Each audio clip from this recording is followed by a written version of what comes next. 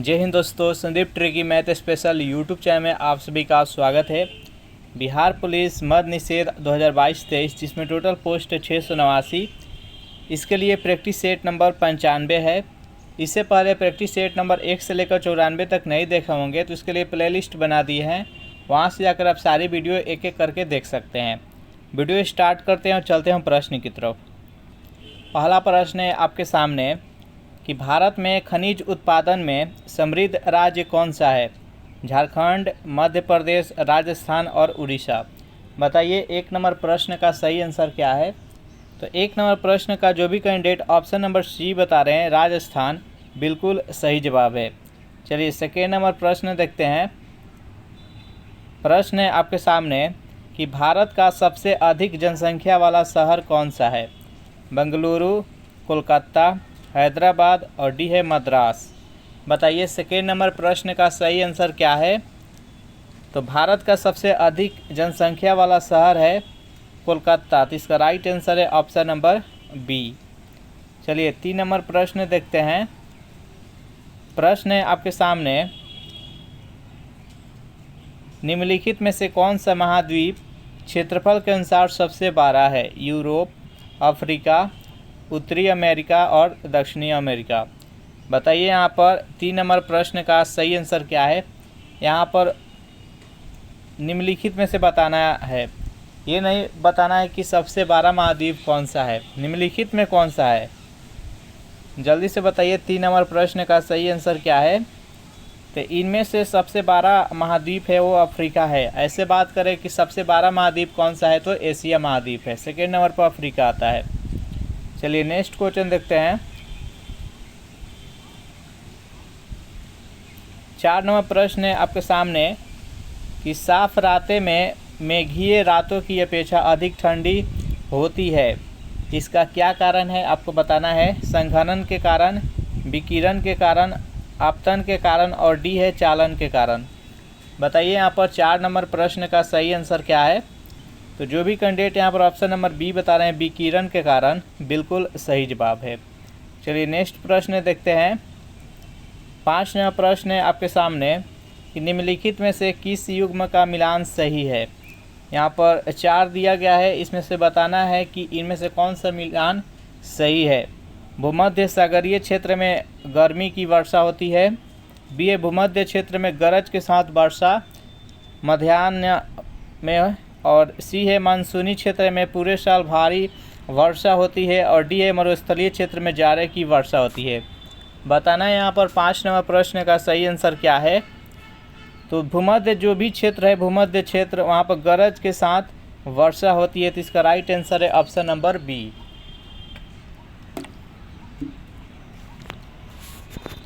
Session आपको अच्छा लग रहा है तो वीडियो को लाइक एंड शेयर कर दे अपने दोस्तों के पास। नेक्स्ट यहाँ पर 6 नंबर प्रश्न है कि निम्नलिखित औद्योगिक कस्बा में कौन छोटा नागपुर के पठार पर स्थित है? भिलाई, रांची, आसनसोल और दुर्गापुर। बताइए यहाँ पर 6 नंबर प्रश्न का सही आंसर क्या है? तो 6 नंबर प्रश्न का जो भी कैंडिडेट यहाँ पर बी बता रहे हैं रांची, बिल्कुल सही जवाब है। नेक्स्ट यहाँ पर प्रश्न है आपके सामने कि दामोदर नदी निकलती है, दामोदर नदी कहाँ से निकलती है आपको बताना है। तिब्बत से, छोटा नागपुर से, नैनीताल के पास से और सोमेश्वर पहाड़ी के पश्चिमी ढाल से। बताइए यहाँ पर 7 नंबर प्रश्न का सही आंसर क्या है? तो दामोदर नदी निकलती है छोटा नागपुर के पठार से, तो इसका राइट आंसर है ऑप्शन नंबर बी। नेक्स्ट यहाँ पर 8 नंबर प्रश्न है आपके सामने कि पूर्वी समुद्रों की स्वामिनी है श्रीलंका, पाकिस्तान, बर्मा और भारत। बताइए यहाँ पर 8 नंबर प्रश्न का सही आंसर क्या है? पूर्वी समुद्रों की स्वामिनी किसे कहा जाता है, किस देश को बोला जाता है? तो 8 नंबर प्रश्न का जो भी कैंडिडेट ये बता रहे हैं श्रीलंका, बिल्कुल सही जवाब है। चलिए नेक्स्ट यहाँ पर प्रश्न है आपके सामने कि भारतीय संविधान को अपनाया गया था संवैधानिक सभा द्वारा, ब्रिटिश संसद द्वारा, गवर्नर जनरल द्वारा और भारतीय संसद द्वारा। बताइए यहाँ पर 9 नंबर प्रश्न का सही आंसर क्या है? भारतीय संविधान को अपनाया गया था किसके द्वारा? तो जो भी कैंडिडेट ए के साथ जा रहे हैं संवैधानिक सभा द्वारा, बिल्कुल सही जवाब है। चलिए 10 नंबर प्रश्न देखते हैं। प्रश्न है आपके सामने कि भारत में लौकी के सार्वभौमिक है क्योंकि संविधान की प्रस्तावना आरंभ होती है। जो भारत की प्रस्तावना है वो किस वाक्य से आरंभ होती है आपको बताना है। चारों ऑप्शन देख लीजिए और बताइए कि इसमें 10 नंबर प्रश्न का सही आंसर क्या है। तो भारत की जो प्रस्तावना है भारतीय संविधान की, वो स्टार्ट होती है हम भारत के लोग, भारत के संपूर्ण प्रभुत्व संपन्न समाजवादी, इससे स्टार्ट होती है। तो इसका डी हम भारत के लोग शब्दों से शुरू होता है। चलिए नेक्स्ट क्वेश्चन देखते हैं। 11 नंबर प्रश्न है आपके सामने कि कोई वित्तीय बिल प्रस्तावित हो सकता है केवल राज्यसभा में, केवल लोकसभा में, एक साथ दोनों सदनों में, और डी है दोनों सदनों के संयुक्त सत्र में। बताइए यहाँ पर 11 नंबर प्रश्न का सही आंसर क्या है। तो कोई भी वित्तीय बिल जो प्रस्तावित होता है वो केवल लोकसभा में लाया जाता है। तो इसका राइट आंसर है ऑप्शन नंबर बी। चलिए नेक्स्ट प्रश्न देखते हैं। प्रश्न है यहाँ पर 12 नंबर कि भारतीय नागरिकों के मौलिक अधिकारों का वर्णन भारतीय संविधान के कितने अनुच्छेद से कितने अनुच्छेद तक वर्णन किया गया है। यहाँ पर चारों ऑप्शन देख लीजिए और बताइए कि 12 नंबर प्रश्न का सही आंसर क्या है। तो भारतीय संविधान में कितने मौलिक अधिकारों का वर्णन किया गया है। तो 6 अनुच्छेद कितना से कितना तक है, जल्दी से बताइए। तो 12 नंबर प्रश्न का जो भी कैंडिडेट ए बता रहे हैं, अनुच्छेद 12 से लेकर अनुच्छेद 35 तक मौलिक अधिकार का वर्णन किया गया है। तो इसका राइट आंसर है ऑप्शन नंबर ए। चलिए नेक्स्ट यहाँ पर 13 नंबर प्रश्न है कि पंचायती राज विषय है समवर्ती सूची का, केंद्र की सूची का, राज्य की सूची का, शेषाधिकार की सूची पर। बताइए यहाँ पर 13 नंबर प्रश्न का सही आंसर क्या है। तो पंचायती राज जो विषय है वह राज्य सूची का है। तो इसका राइट आंसर है ऑप्शन नंबर सी। चलिए नेक्स्ट प्रश्न देखते हैं। 14 नंबर प्रश्न है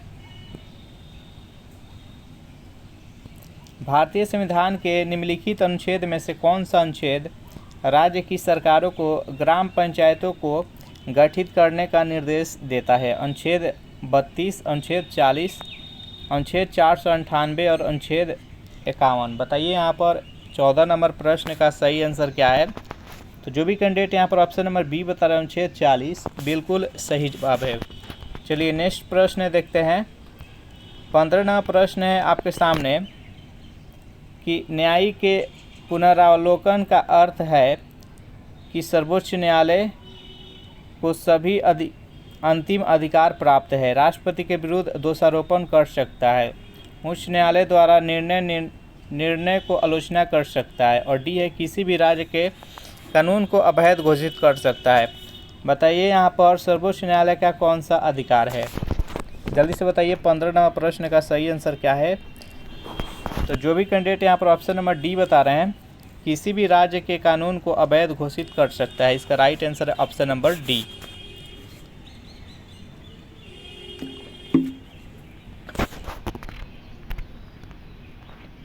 सोलह नंबर प्रश्न है आपके सामने। एक कल्याणकारी राज्य के निर्देशक आदर्श वर्णित है। राज्य के नीति निर्देशक तत्व में मौलिक अधिकारों के अध्याय में, संविधान के 7वीं अनुसूची में, और डी है संविधान की प्रस्तावना में। बताइए यहाँ पर 16 नंबर प्रश्न का सही आंसर क्या है। तो किसी भी राज्य के कल्याणकारी राज्य का निर्देश जो वर्णित है वो राज्य के नीति निर्देशक तत्व में है, इसका राइट आंसर है ऑप्शन नंबर ए। नेक्स्ट यहाँ पर 17 नंबर प्रश्न है आपके सामने कि लोकसभा के स्पीकर का निर्वाचन होता है। जल्दी से बताइए 17 नंबर प्रश्न का सही आंसर क्या है।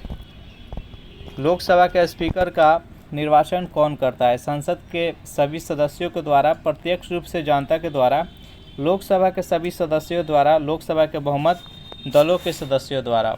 बताइए यहाँ पर 17 नंबर प्रश्न का सही आंसर क्या है। तो लोकसभा के सभी सदस्यों के द्वारा लोकसभा के स्पीकर का चुनाव किया जाता है। नेक्स्ट यहाँ पर 18 नंबर प्रश्न है भारत के राष्ट्रपति को उसके पद से हटाया जा सकता है? भारत के प्रधानमंत्री के द्वारा, लोकसभा के द्वारा, भारत के मुख्य न्यायाधीश के द्वारा, संसद के द्वारा। बताइए यहाँ पर 18 नंबर प्रश्न का सही आंसर क्या है? भारत के राष्ट्रपति को उसके पद से कौन हटा सकता है? 18 प्रश्न का जो भी कैंडिडेट यहाँ पर डी बता रहे हैं, संसद के द्वारा, बिल्कुल सही जवाब है। नेक्स्ट प्रश्न है आपके सामने,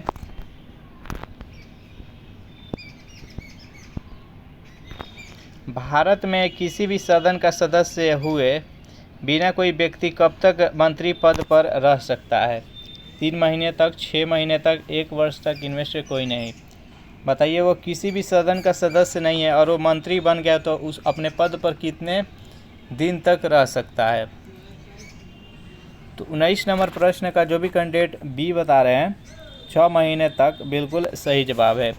नेक्स्ट यहाँ पर 20 नंबर प्रश्न है कि भारत का प्रजातंत्र इस तथ्य पर आधारित है कि संविधान लिखित है, यहाँ मौलिक अधिकार प्रदान किए गए हैं, जनता को सरकारों को चुनने तथा बदलने का अधिकार प्राप्त है, यहाँ राज्य के नीति निर्देशक तत्व है। बताइए यहाँ पर 20 नंबर प्रश्न का सही आंसर क्या है? भारत का प्रजातंत्र का क्या तथ्य है कि भारत में प्रजातंत्र है? तो 20 नंबर प्रश्न का सही आंसर है ऑप्शन नंबर सी, जनता को सरकार को चुनने तथा बदलने का अधिकार प्राप्त है। नेक्स्ट यहाँ पर 21 नंबर प्रश्न है कि हास्य गैस क्या है? यानी ऐसा गैस जिसको अगर कोई व्यक्ति सूंघ लेता है तो ऑटोमेटिक वो हंसने लगता है, तो उस गैस को बताना है कि हास्य गैस इसमें से कौन सा है। तो इसका अणु सूत्र होता है N2O और इसका रासायनिक नाम होता है नाइट्रस ऑक्साइड। इस प्रश्न का सही आंसर है ऑप्शन नंबर डी। चलिए नेक्स्ट यहाँ पर 22 नंबर प्रश्न है। सेशन आपको अच्छा लग रहा है तो वीडियो को लाइक एंड शेयर कर दें और इस चैनल को अभी तक सब्सक्राइब नहीं किए होंगे तो आपसे रिक्वेस्ट है कि इस चैनल को प्लीज़ सब्सक्राइब कर दें। निम्नलिखित में से सबसे भारी धातु कौन सा है? तांबा, यूरेनियम, एल्युमिनियम और चांदी। जल्दी से बताइए 22 नंबर प्रश्न का सही आंसर क्या है? तो जो भी कैंडिडेट यहाँ पर बी के साथ जा रहे हैं, यूरेनियम, बिल्कुल सही जवाब है। नेक्स्ट प्रश्न है आपके सामने कि जल की अस्थायी कठोरता का कारण क्या है? चारों ऑप्शन देख लीजिए और बताइए कि 23 नंबर प्रश्न का सही आंसर क्या है? जल का अस्थायी कठोरता का मुख्य कारण क्या होता है? तो 23 नंबर प्रश्न का जो भी कैंडिडेट ऑप्शन नंबर बी बता रहे हैं, कैल्शियम तथा मैग्नीशियम क्लोराइड और सल्फेट, यही होता है जो कि जल का अस्थायी कठोरता के कारण होता है। चलिए नेक्स्ट प्रश्न देखते हैं। 24वां प्रश्न है, बेहद इम्पोर्टेंट प्रश्न है कि सर्वदाता रक्त होता है, इनमें से जो रक्त ग्रुप है, ग्रुप ए, बी, ओ और बी, इसमें से कौन सा है सर्वदाता ग्रुप है? यानी वो किसी को भी ब्लड अपना दे सकता है। इनमें से जो ओ होता है, ओ ग्रुप का, वह सर्वदाता होता है, किसी को भी ब्लड दे सकता है, और सर्वग्राही यानी किसी से भी ब्लड ले सकता है, वो है ए बी। नेक्स्ट प्रश्न देखते हैं। प्रश्न है आपके सामने 25 नंबर कि टमाटर का लाल रंग होने का कारण क्या होता है? टमाटर में कौन सा अम्ल पाया जाता है? तो ऑक्जेलिक अम्ल। याद रखिएगा, टमाटर का लाल रंग होने का मुख्य कारण क्या है? 25वां प्रश्न का जो भी कैंडिडेट ऑप्शन नंबर सी बता रहे हैं, लाइकोपीन के कारण होता है, तो बिल्कुल सही जवाब है।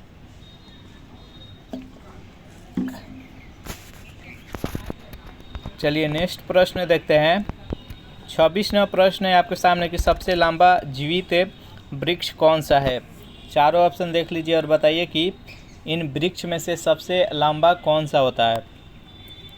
तो 26वां प्रश्न का जो भी कैंडिडेट ऑप्शन नंबर बी के साथ जा रहे हैं, सिकुआ, बिल्कुल सही जवाब है।